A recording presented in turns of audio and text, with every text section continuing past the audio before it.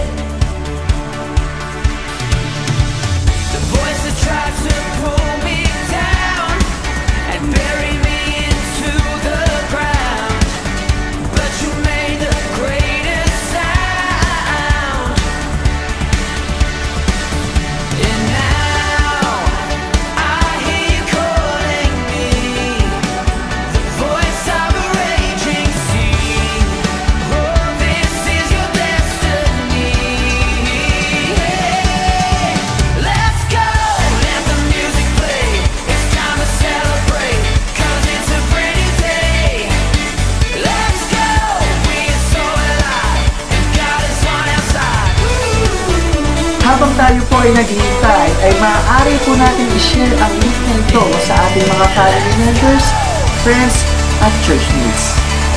Inaanyayahan din po namin kayo sa mga sumusunod na gawain.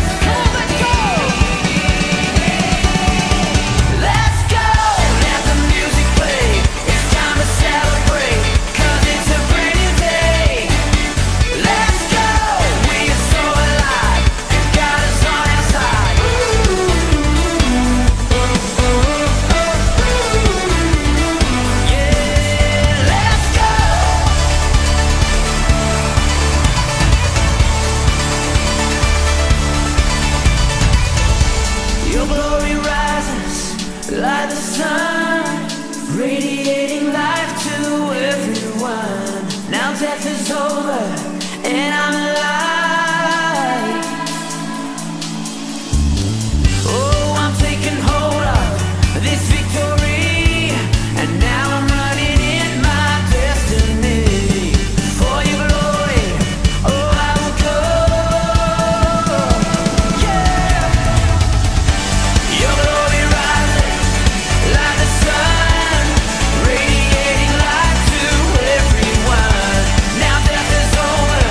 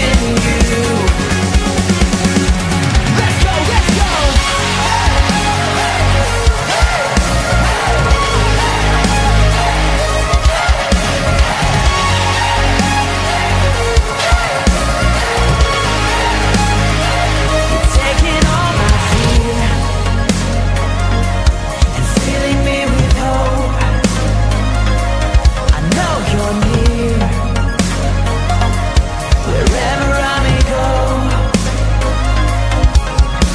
Oh, I will trust in you, I will keep praising you through the night. I put my hope in you, you are the one. Come on, Philippines, let's go! You are the way, Jesus, you're the only way. Doesn't matter what they say to me, I believe.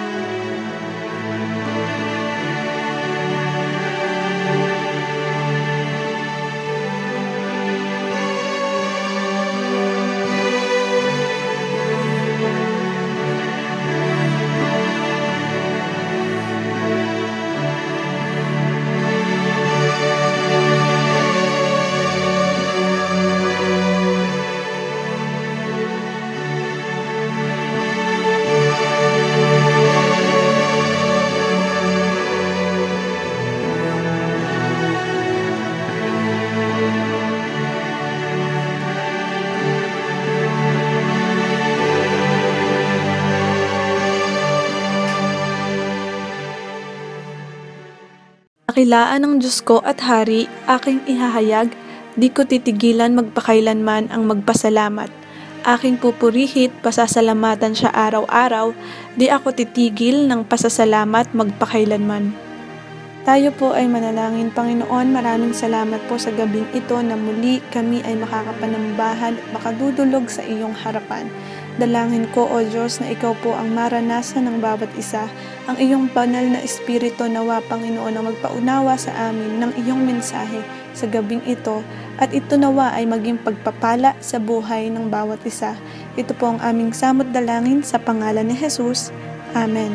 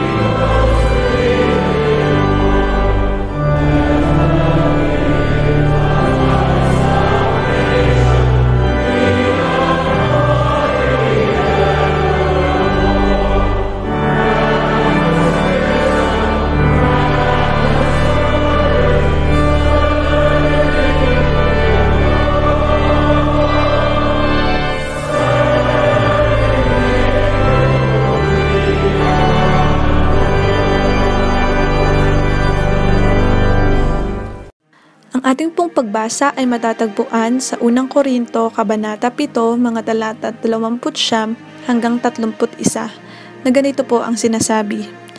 Mga kapatid, ito ang ibig kong sabihin. Malapit na ang wakas ng panahon, kaya't mula ngayon, ang may asawa ay mamuhay na parang walang asawa. Ang mga nananangis na parang di nananangis. Ang mga nagagalak ay parang di nagagalak. Ang mga bumibili na parang walang ari-arian.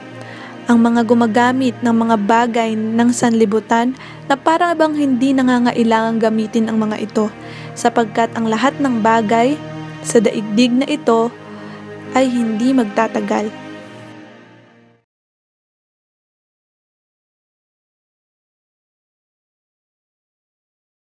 Magandang gabi muli mga minamahal na kapatid kay Kristo. Umaasa ako na patuloy kayo sa pagsama sa pagdili-dili sa mga salita ng Diyos.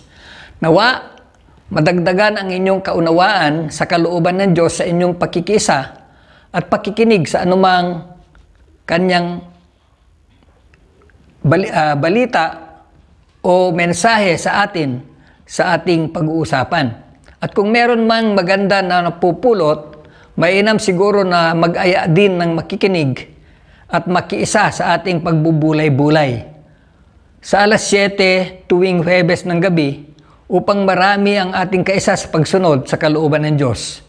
Ngayong gabi ay patuloy tayo sa mga payo ni Pablo sa mga taga-Korinto noong panahon na marami silang katanungan tungkol sa maraming bagay, lalong-lalo na sa usaping paggamit sa katawan na binili ni Kristo upang maging kabahagi ng kanyang katawan. Mga kapwa kong tao na makasalanan, ngunit binanal at binabanal upang maging ganap at banal na kaanib ng katawan ni Kristo, ang Iglesia. Maginagabayan sa patungkol sa buhay paggamit sa katawang binili upang mabuhay na tapat at binabanal na Kristiyano. Ngunit balikan natin ng kaunti ang patungkol sa pagbubulay-bulay noong nakarang Huwebes, ang buhay na dalisay sa moralidad, na binabanggit na hindi natin pwedeng sirain ang nilinis ni Kristo na katawan natin. Hindi pwedeng gamitin sa masama at pinatutungkulan ang pakikiisa o paggamit sa babae na hindi asawa.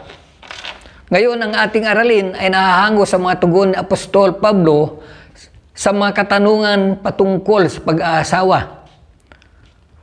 Una, ipinakita niya ang pag-aasawa ay pag-iwas sa kasalanang pakikiapid, kaya ang tao ay mag-asawa upang umiwas sa matinding pagnanasa. Unang Korinto 7:1-9. Ibinigay din ni Pablo ang direksyon sa mga may asawa na magpatuloy kahit na ang isa ay hindi mananampalataya.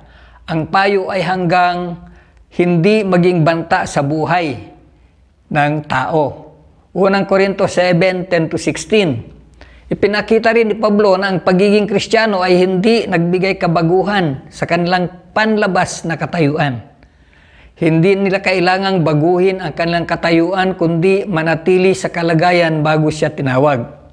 Kung siya ay walang asawa noon, hindi naman kailangang mag-asawa dahil Kristiyano na siya. Hindi niya naman kailangang magkaroon ng asawa upang magpatuloy bilang isang Kristiyano. Yan ay unang Korinto 7:17-24. At pinayuhan din niya ang mga taga-Korinto ayon sa kalagayan. Kalagayang maraming problema, maraming kaabalahan. Ang payo ay huwag na lang mag-asawa. Ang dahilan niya ay dahil sa paningin ni Pablo ay malapit na ang muling pagbabalik ni Jesus. At dahil malapit ng paghukom, kailangan ang mga Kristiyano ay mabuhay na kakaiba upang hindi madala ng kaway ng mundo. Dito ipinakita rin ni Pablo ang makamundong buhay ay nakakahadlang sa debosyon, malasakit at pagmamahal at higit sa lahat sa paglilingkod sa Diyos. Unang Korinto 7:25-35. Ang ating aralin nga ay naghahamon sa buhay, sa maayos at walang hadlang na paglilingkod. Ang ibig kong sabihin, mga kapatid, maikli na lang ang natitirang panahon ng bawat isa sa atin. Maaaring kayo po ay mga bata pa at meron din naman tayong mga kasama. Kaya lang, tayo po ay hindi po natin alam kung kailan po ang darating para sa ating mga buhay ang pagpanaw. Kaya ang mga may asawa ay dapat nang mamuhay na parang walang asawa. Ang mga umiiyak naman na parang hindi umiiyak. Ang mga nagagalak na parang hindi nagagalak. At ang mga bumibili na parang hindi bumibili para sa sarili. Ang mga gumagamit ng mga bagay dito sa mundo ay hindi dapat mawili sa mga bagay nito dahil ang mga bagay sa mundong ito ay lilipas. Kaya dito sa aralin po natin sa unang Korinto, kabanatang 7:29-31, tignan po natin at sundan po natin ang sabi ng ibinahagi ni Chuck Smith patungkol sa mga talatang ito. At una, sabi niya, maikli na ang panahon. Maikli na lang ang natitirang panahon. Yan po ang pagkakasabi ng ating aralin. At sabi niya, I believe that God has designed that every generation should live with a sense of expectancy of the immediate return of Jesus Christ. Hindi natin alam kung gaano pa kahaba o gaano kaikli ang natitirang panahon sa ating mga buhay. Kung alam natin na 1 buwan na lang ang itatagal ng ating buhay, ano ang gagawin mo, kapatid? Magpakasaya? Marami pong mga katanungan patungkol sa mga ganitong kalagayan. Isang babae ang nasa harap daw ni San Pedro. Sabi niya, San Pedro, bakit andito na ako? Ang saya-saya pa namin ng aking mga amiga. Ang dami pa naming gustong gawin. Bakit andito na ako? Tinignan ni San Pedro ang babae mula ulo hanggang paa at sabi ni San Pedro, hindi ikaw ang pinasusundo ko. Di pwede pa akong bumalik, San Pedro? Tanong ng babae na masaya. Sabi ni San Pedro, meron ka pang 20 taon. Sige, bumalik ka na. Biglang balik ang babae sa lupa. Nagpunta sa beauty parlor, nagpabatak ng bewang, nagpakulay ng buhok, at nagpakinis ng balat kasama ang mukha na pinabatak niya. Noong tingnan ng babae ang sarili niya pagkatapos ng pagpapaganda sa kanya, namangha siya. Tuwang-tuwa siyang lumabas sa beauty parlor.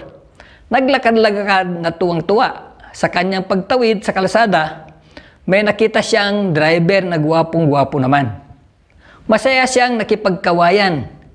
Ngunit biglang may humarurot na isa pang sasakyan. Nabundol ang magandang babae. At ang kasunod, sa harap uli ni San Pedro, sabi ng babae, San Pedro, sabi mo may 20 taon pa ako na mabuhay sa lupa. Bakit ngayon andito na naman uli ako?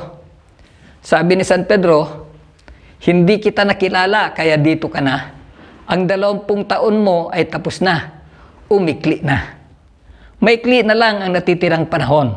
Sabi ni Chuck, naniniwala ako na dinisenyo ng Diyos ang lahat ng henerasyon na mabuhay na umaasa sa madaling pagbabalik ni Jesucristo. Ang pananaw ng mga unang Kristiyano ay malapit lang ang pagbabalik ni Jesus. Ito ay dahil sa sinabi ni Jesus bago siya umakyat sa langit. Ang hintayin nila ang pangako ng Diyos, na tatanggapin nila ang pangako bago dumating ang kanyang muling pagbabalik. At meron ding sinabi ni Jesus sa isang alagad na nagtanong tungkol kay Juan. At sabi ni Jesus, ano sa iyo kung siya ay buhay pa sa aking pagbabalik? Gawin mo ang tungkulin mo. At dahil dito, umasa ang mga bagong Kristiyano na bago mamatay, si Juan ay nakabalik na si Jesus. Ngunit ito ang sabi ni Pedro sa mga taga-Roma, that knowing the time, it is high time that we awake out of our sleep, for now is our salvation nearer than when we believe. Ipinapakita nga, mga minamahal, na kahit anong haba o ikli ng panahon, tayo ay umaasa na siya ay babalik. Ito ay kailangang nakahanda tayo sa lahat ng oras. Nais ng Diyos na tayo ay maniwala sa kanyang pagbabalik upang, una, may bahagi natin ang ebanghelyo sa buong mundo sa pamagitan ng ating mga patutuo. Kaya kumusta ang inyong patutuo ngayong pandemya at bago magpandemya? Nakikita ba ang Panginoong Hesus sa ating buhay? O gaya ng ilan, dahil may banta ng pandemya ay di na makapagpatutuo, baka mahawa sila. O dahil hindi makalabas, ay bugnutin na. Ikalawa, tinutulungan tayo sa tamang pananaw tungkol sa mundo at sa lahat na nasa mundo. Nahawak ng Diyos ang lahat, na kailangang magtiwala sa Kanya. At dahil nagtitiwala, kaya nating isuko ang ating mga oras at gawain. At dahil hawak niya ang mundo, hindi tayo matakot na gumawa at maglingkod. Hindi tayo papabayaan hanggang tayo ay sumusunod sa mga patakaran. Nililinang at pinababanal tayo. Habang nasa loob tayo ng bahay at hindi makalabas, lalo tayong lumilinis. Amen ho ba doon? Lalo ba tayong lumilinang sa ating mga buhay espiritual o bilang mga Kristiyano. Dahil dito naiiwasan natin ang mga bagay na maaaring makatisod. Kaya hindi tayo natitisod. Dahil nasa loob po tayo ng bahay. Habang kasama tayo sa mga gawain sa pag-aaral. Kung kayo po ay kasama sa Sunday School, kasama nga po kayo dito. O sa midweek worship. At sa pagsamba tuwing linggo, kahit nahirap tayo na manood dahil sa wala tayong magandang internet. Ganun pa man, nililinang pa rin tayo at nagkakaroon tayo ng pagtitiyaga. At tayo ay lumalago. Marami mang problema dahil sa kasalukuyang kalagayan, tayo ay magpatuloy sa buhay. Naghihintay na gumagawa ng nararapat. Sabi sa ating aralin, ang may asawa ay dapat nang mamuhay na parang walang asawa. Ang mga umiiyak naman na parang hindi umiiyak.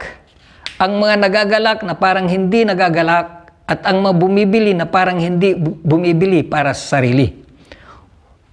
Sa una, gumawa sa ating kalagayan. Sa unang bahagi ng Kabanatang 7 ng unang Korinto, sinabi ang pag-asawa ay pag-iwas sa kasalanang pakikiapid. Kaya ang tao ay mag-asawa upang umiwas sa matinding pagnanasa.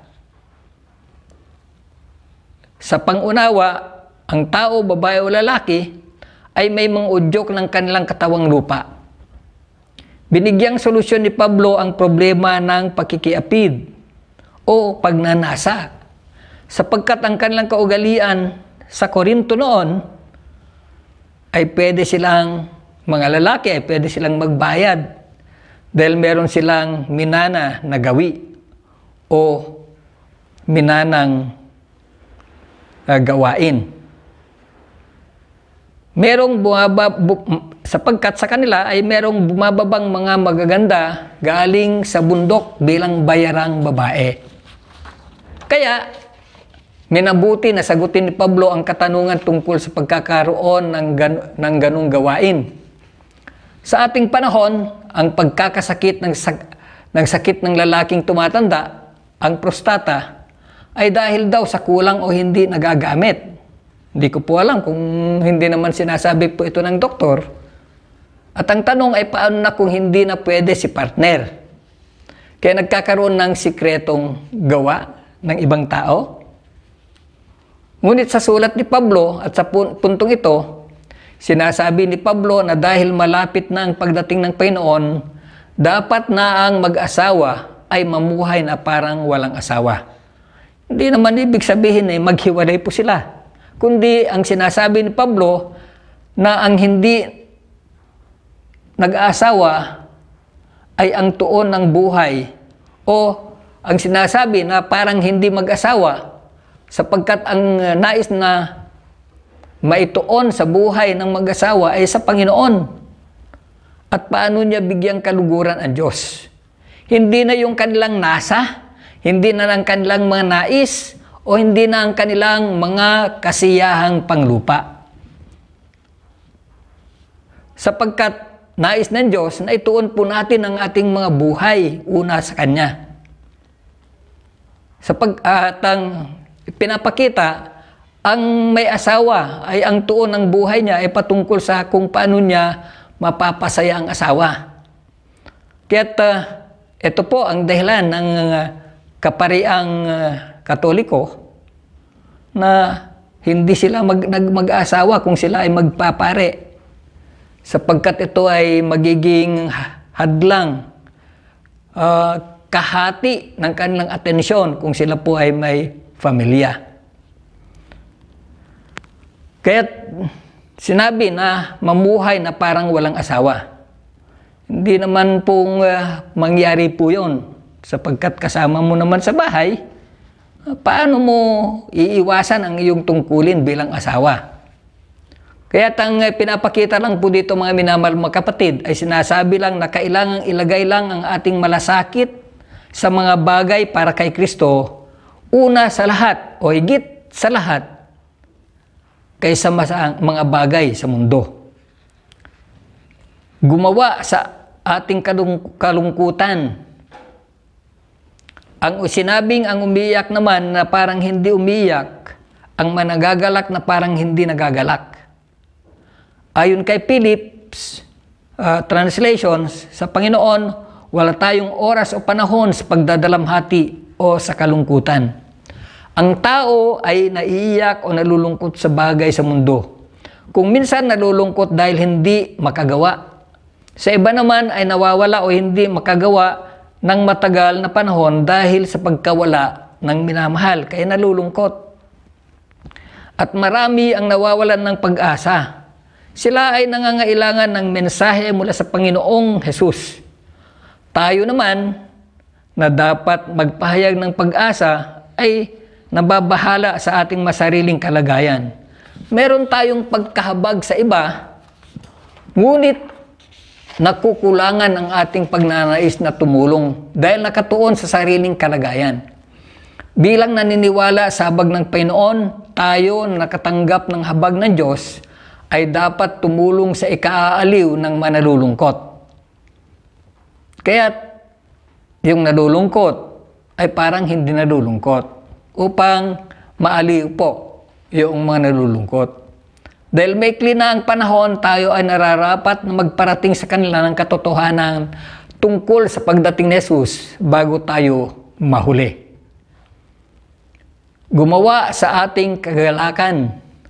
Sa mga nagagalak, ang kanilang mga dapat kagalakan ay kagalakan sa Diyos. Sa pagtuon sa kagalakan sa mundo, ang ating buhay ay nahihiwalay sa kagalakan sa Diyos. Ang ipinapahayag ni Pablo ay masiyahan na tayo kung anong biyaya na ibinigay ng Diyos sa atin.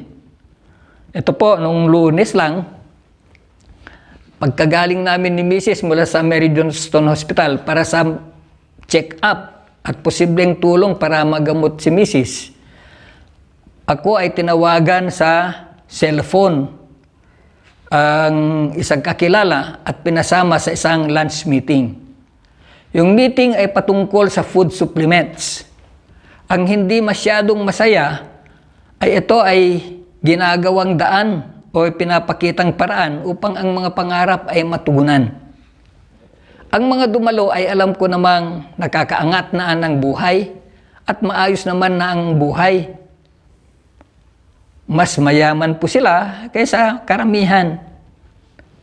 At sabi ng lecturer, upang makamtan ang pangarap na bahay na may 5 kwarto, may garahe na naglalaman ng 3 hanggang 5 kotse, at tumatanggap na higit kaysa kinikita ng isang administrative pastor o team leader ng call center, at malibre sa mga biyahe papuntang abroad, ay kailangang magtrabaho.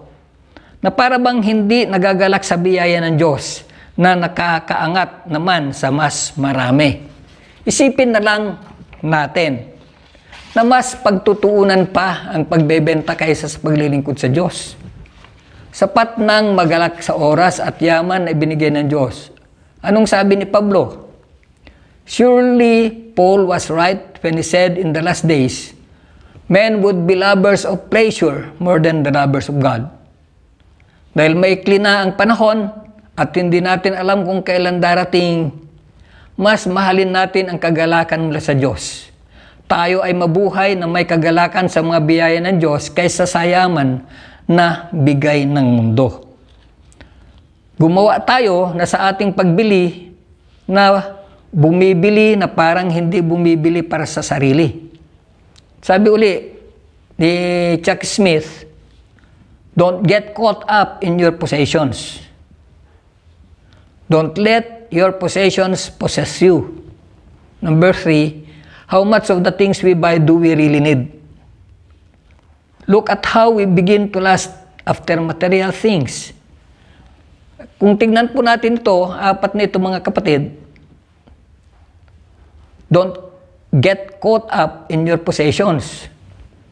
Kung tignan po natin, kung meron na po tayo kung minsan, parang napakahirap itong mawala sa ating mga buhay. Kaya, nangyayari, yung yaman po natin ang siyang nagmamay-ari po sa atin. Hindi tayo na ang nagmamay-ari dun sa yaman, kundi yung yaman na ang nagmamay-ari sa atin. Inaalagaan po na natin. Hindi yung yaman ang siyang nagbibigay sa atin, kundi tayo na ang nag-iingat po sa yaman na yon.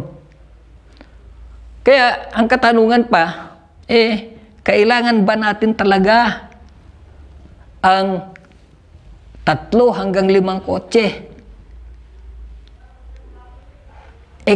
Meron ka naman ng magandang kotse. Kailangan ba natin talaga yung magparami ka ng bahay? Pero hindi po natin masisisi yung iba dahil yung narinig ko minsan, meron na akong mga paupahan, pagtanda ko,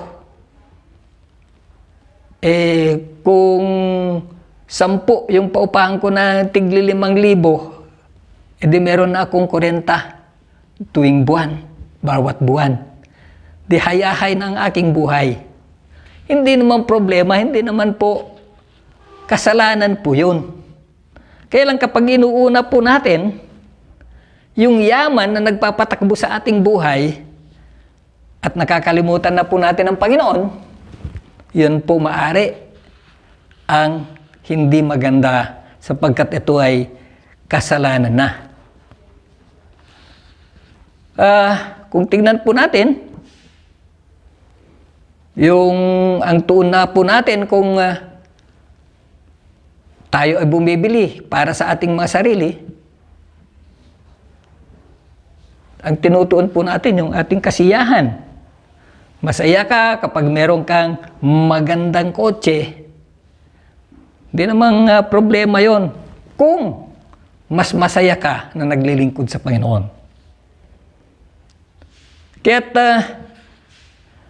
napakaganda na unahin po natin, itong pinapakita po dito ni San Pablo ay hindi dahil mabuhay ka na parang ikaw na may asawa, mabuhay ka na parang walang asawa. Ang ipinapahayag lang po dito mga minamahal mga kapatid ay yung ang may asawa, pinapangalagaan nga niya ang kanyang asawa, ang kanyang pangailangan, ngunit higit sa lahat, hindi nawa maging hadlang ang asawa sa paglilingkod.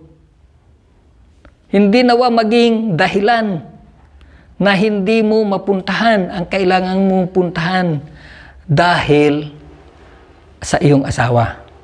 Di ba ang Diyos ang nagbigay ng asawa? Paano na kung kukunin ng Diyos ang iyong asawa? Dahil hindi mo maibigay ng gusto ang inyong oras sa Panginoon. Kaya't mga minamahal mga kapatid, napakaraming mga hadlang o distraction sa ating mga buhay. Paano po natin isagawa ng ating mga tungkulin? Paano po ba natin ito isagawa bilang isang tinawag na binanal at patuloy na binabanal ng ating Diyos? Ang ipinapayo ni Chuck Smith ay ang lahat ng ito ay gamitin na nararapat. Sa 31, talatang 31, ang gumagamit ng mga bagay dito sa mundo ay hindi dapat mawili sa mga bagay ito. Dahil ang mga bagay sa mundong ito ay lilipas.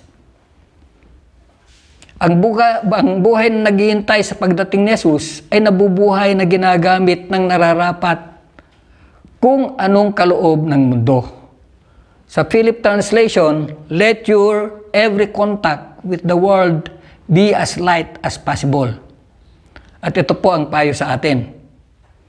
Huwag daw po natin laliman ang paghawak sa kayamanan. kung ano ang bigay ng mundo.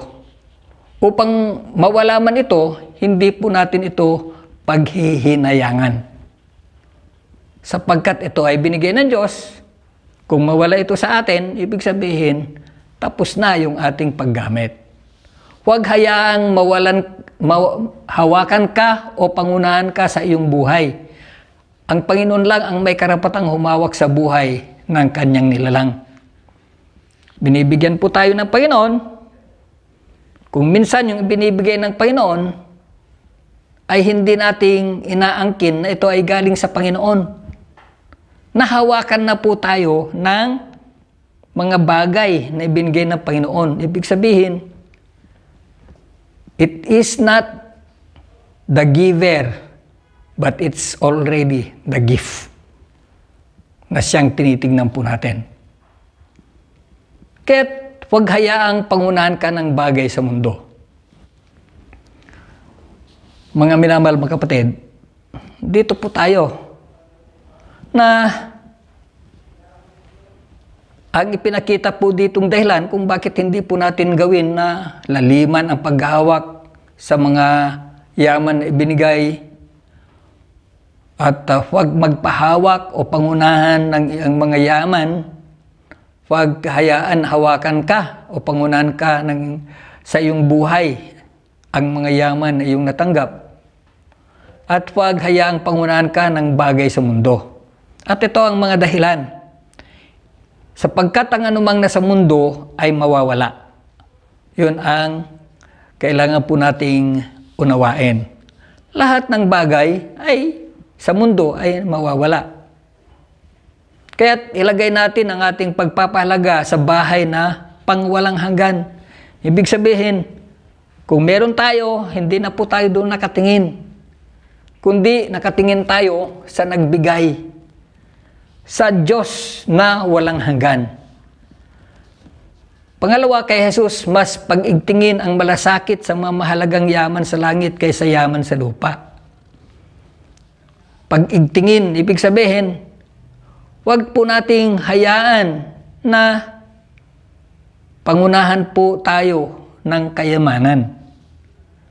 Kailangan pong ang ating malasakit, ang ating paggawain, ang ating paggawa, ang ating paglilingkod ay para sa kay Jesus, sapagkat siya po ang nagbibigay sa atin ng yaman dito sa lupa.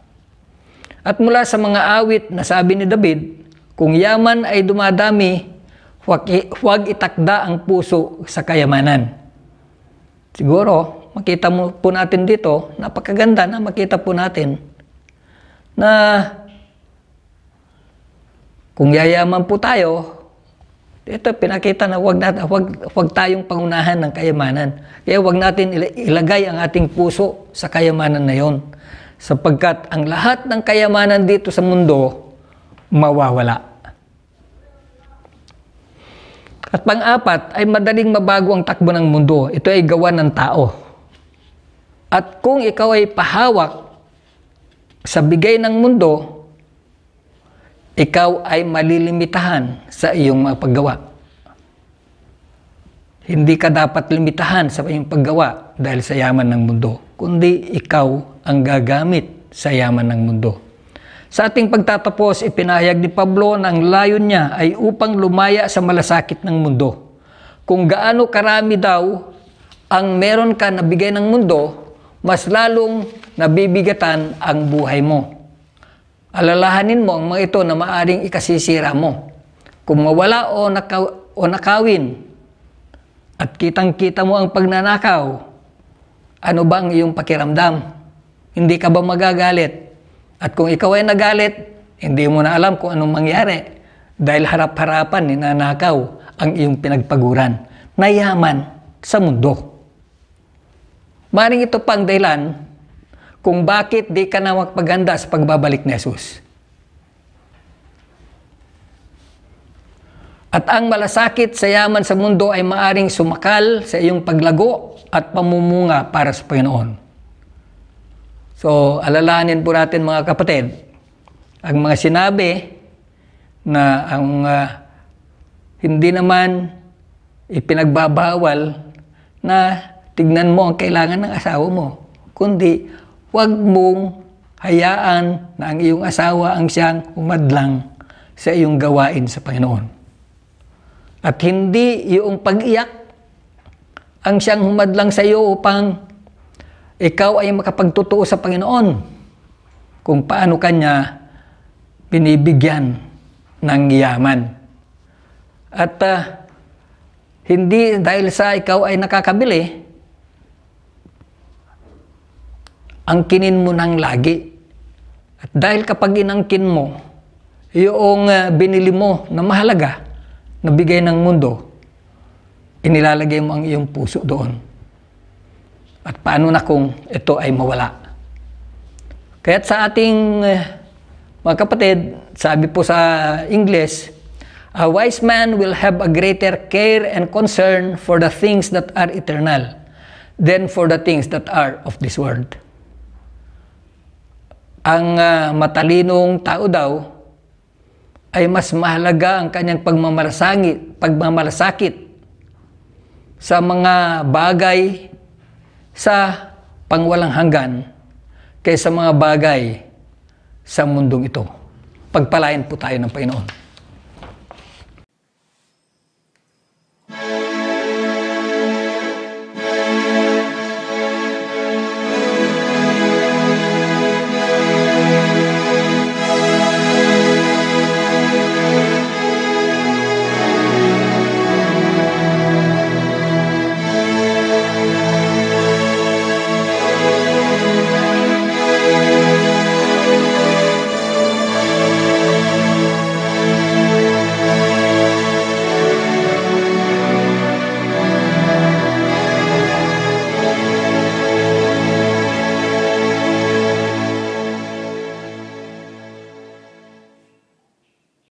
O Diyos, aming Panginoon, nagpapasalamat po kami sa lahat ng biyaya at pagpapala na iyong ibinibigay sa amin. Kaya't narito ang mahandog ng iyong mga anak. Patuloy na iyong pagpalain upang maibalik din, Panginoon, ang iyong hinihingi sa kanila sa kanilang mga tinatangkilik. At mailagay po nila ang pasasalamat sa iyo at ipagpasalamat ang mga ito dahil kayo po ang siyang Diyos na nagbibigay ng lahat ng biyaya at pagpapala. At ito ay aming dalangin sa dakilang pangalan ng iyong anak na si Jesus. Amen.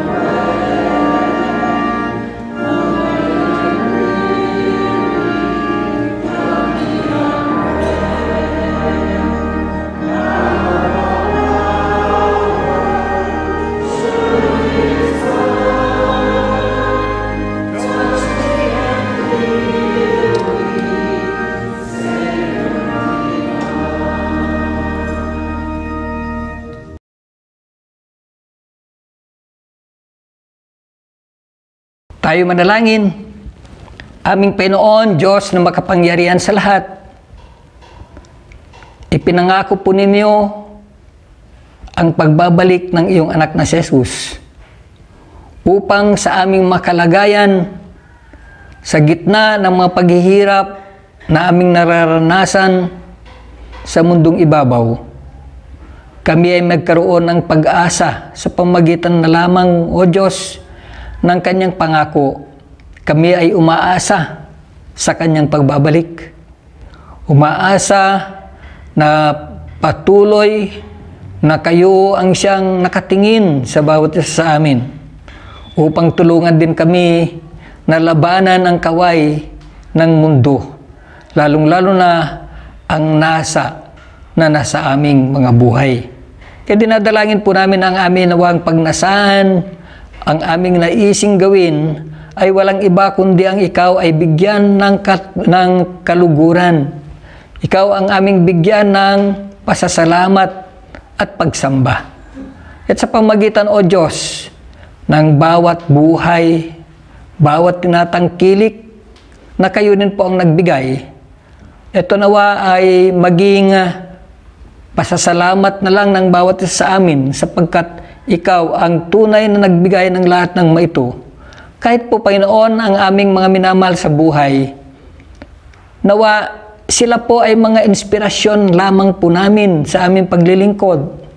Inspirasyon na kung saan patuloy na itinatalaga sila, patuloy na ipinagkakatiwala sa iyo, na habang kami ay gumagawa ng aming matungkulin, ay sila naman po ay iyong iniingatan at patuloy na inaalagaan upang ang aming mga paglilingkod ay hindi mahadlangan ng aming mga isip patungkol sa kanila, kundi patuloy na nagagalak na naglilingkod sa inyo sapagkat ang aming pagtitiwala ay para sa inyo, O dakilang Diyos. Isinusuko po namin kahit po ang aming mga buhay at buhay ng aming mga mahal upang ang aming gawaing pagdakila sa iyong pangalan ay hindi mahadlangan ng anumang isipin, kundi patuloy na ikaw maitataas at patuloy na ikaw ang madakila. O aming Diyos, tulungan po ninyo kami sa aming mga kalagayan, lalong-lalo na sa kalagayan po namin ngayon, ang pandemya na COVID-19, hanggang sa ngayon ay hindi pa nahahanapan po ng lunas na maaring ito ay pwede po naming panghawakan na ikaw ang siyang nagbigay. Kahit dalangin po namin ang mga lumalabas na vaccine, ay nawa makita po namin ang iyong paghawak sa mga ito upang may talaga po namin ang aming mga buhay sa iyo, sa aming maaring pagtanggap ng mga bakuna laban sa matinding sakit na COVID-19. Kaya dinadalangin po namin, O dakilang Diyos, na tulungan din po ninyo kami na mapagtagumpayan ang ganitong kalagayan. Matuto kaming sumunod sa itinatadhana sa amin ang protocol upang ikaw, O Panginoon, ang siyang mahayag na nagbibigay sa amin ng direksyon na kami ay maging masunurin sa tamang proseso, tamang gawain, tamang pagpapahayag at tamang pagpupuri sa iyo na aming Diyos. Kaya dinadalangin po namin, O dakilang Ama, na pagpalain, pangunahan ang bawat isa sa amin at patuloy na ikaw ang dakilain po namin sa pamagitan ng iyong biyaya at pagpapala. Na ang aming mga puso ay bukas na ipahayag sa iyo ang aming pasasalamat dahil sa iyong ibinigay na yaman sa bawat isa sa amin. Yaman na patuloy po namin mapanghawakan sapagkat ang yaman sa mundong ito ay kayo rin po ang nagbigay upang ito'y gamitin po namin, hindi maging hadlang, kundi gamit lamang ang mga ito upang ikaw ay papurihan at dakilain sa aming buhay. At salamat, O dakilang Ama, sa lahat ng iyong patuloy na panguna sa aming buhay at patuloy na pagkilos upang kami ay magtiwala at patuloy na isuko sa inyo ang aming buhay. Salamat po at ito'y aming dalangin sa dakilang pangalan ng iyong anak na si Jesus na siyang bumili sa amin, na siyang dahilan kung bakit kami binanal at patuloy na binabanal hanggang kami po ay sa iyong harapan. Salamat po at ito'y aming dalangin sa dakilang pangalan niya. Amen. Ngayon, tanggapin ng bawat isa sa atin ang walang hanggang biyaya, pagpapala, pag-ibig, pagliligtas, gabay at patnubay ng ating Panginoon makapangyarihan sa lahat, Diyos Ama, Anak at Espiritu Santo. Amen.